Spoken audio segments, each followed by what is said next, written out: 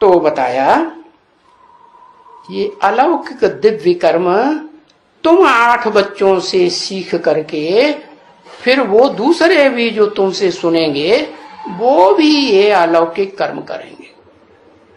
अलौकिक कर्म समझ गए क्या? क्या? हाँ, अपन को आत्मा समझो।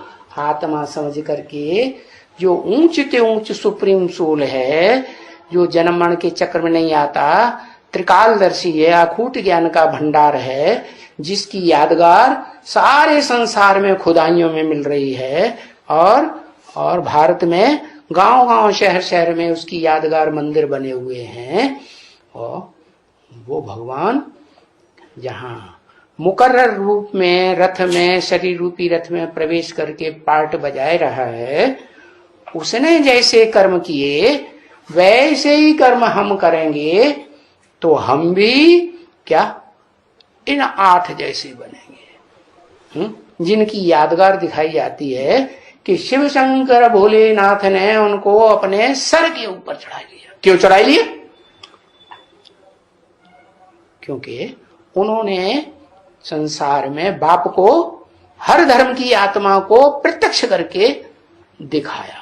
ऐसी सर्विस की। क्या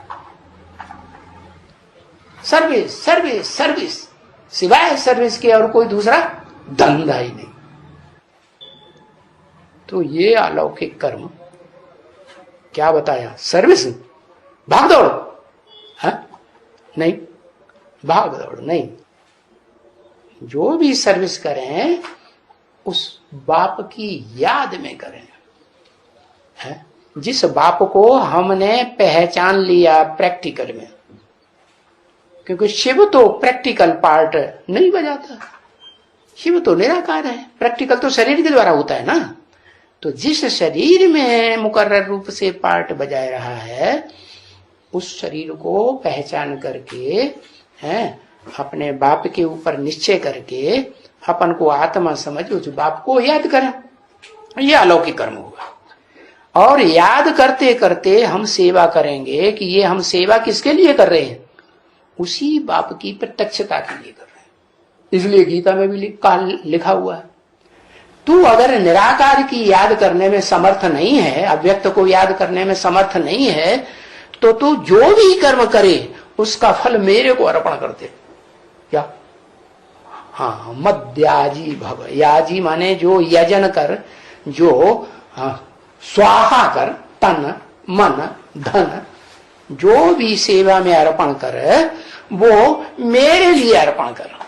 ये नहीं क्या क्या कि मैंने अर्पण किया तो मेरे को भी मिल जाए, क्योंकि भगवान तो थोड़ा सा खाता है।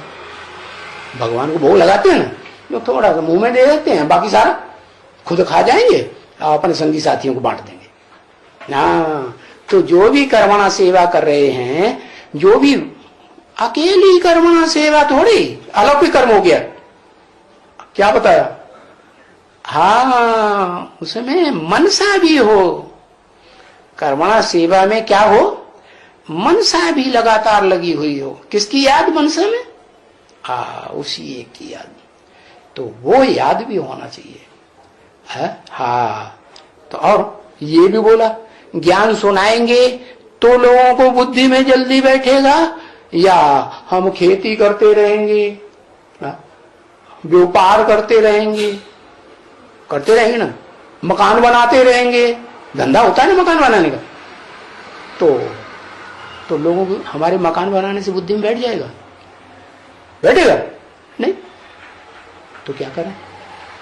तो मकान बनाते समय भी ऐसी स्थिति होनी चाहिए। कैसी स्थिति? क्या रे, ये तो जैसे मकान बना रहे हैं, ये तो हमको देखते भी नहीं, हम हर समय इनके सामने है, तो मजदूरी कर रहे हैं मिस्त्री जी के सामने है, टोकरी में मिट्टी भर भर के इनको देते हैं, सीमेंट देते हैं, ईंटें देते हैं, और ये हमको तो जैसे देखते ही नहीं। ये कौन सी याद में ये कर्म कर रहे हैं? तो समझ में आएगा ना कि अलौकिक कर्म कर रहे हैं कि लौकिक कर रहे हैं? अलौकिक। तो कहा कि ये जो भी कर्म करे वो मेरे लिए अर्पण कर। उस कर्म के फल खुद को लेने की इच्छा न कर, तो भी तेरा कल्याण हो जाए। तो ऐसे ऐसे बहुत सी सारी बातें बता दी अलौकिक कर्म की, है? ये भी बता दिया श्रद्धा भावना से करना है। क्या श्रद्धा भावना से कर्म किया जाता है वो ज्यादा फल देता है, या श्रद्धा है नहीं ऐसे ही कर्म कर दिया तो उसका फल होगा? है? श्रद्धा नहीं, विश्वास नहीं, भावना नहीं तो कोई फल नहीं मिलता। तो कहा ये अलौकिक धर्म की दिव्य कर्म, इसको कहा जाता है। किसको कहा जाता है? मन मना भव भी हो और मत याजी भव भी हो। याजी माने यजन करना, यज्ञ करना माने यज्ञ सेवा करना, ये बाप की याद में हो। ओम शांति।